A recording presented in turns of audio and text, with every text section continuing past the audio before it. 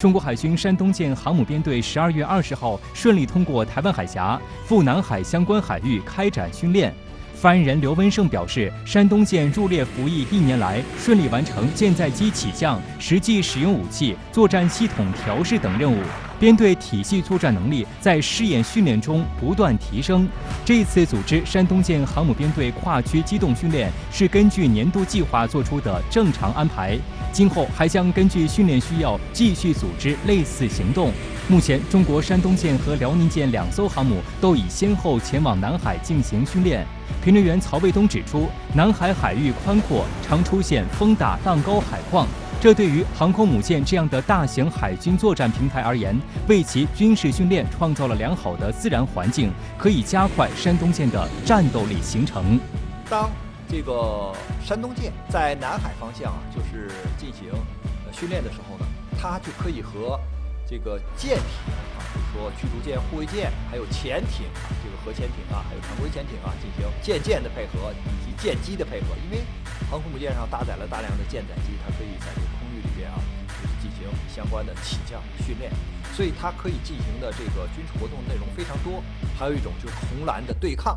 就是你航母编队和另一个航母编队，或者是水面舰艇编队进行这种就是背靠背的演习训练，那么这也是提升我们的战力。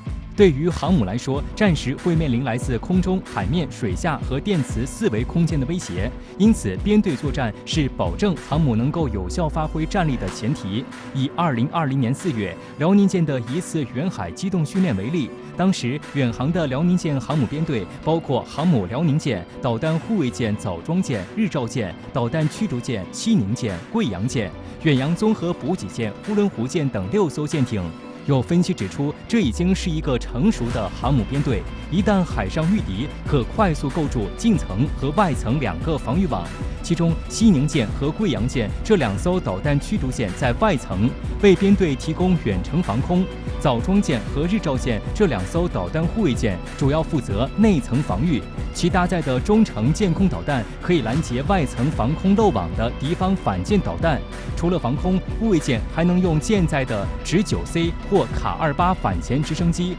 垂直发射的反潜导弹实施反潜作战。与此同时，辽宁舰航母本身搭载的歼15舰载机也能随时起飞，应对空中威胁。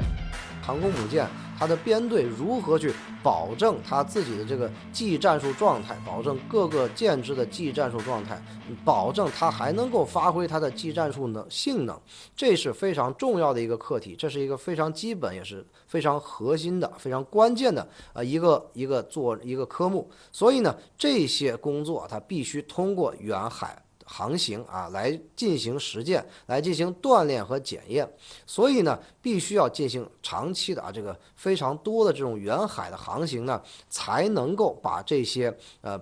能力进行有效的锤炼，才能够帮助这个整个海军提升它的核心的战斗。